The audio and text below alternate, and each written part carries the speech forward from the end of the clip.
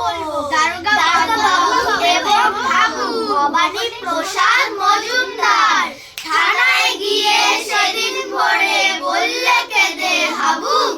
নালিশ আমার মন দিয়ে খুব শুনেন বড় বাবু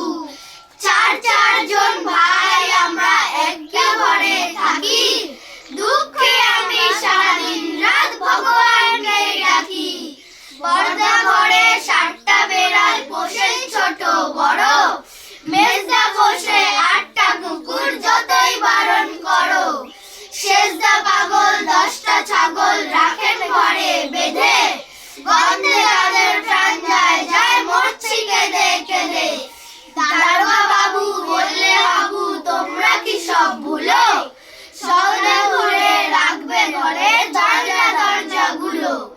শুনে হাবু বেজায় কাবু বললে করুন সুরে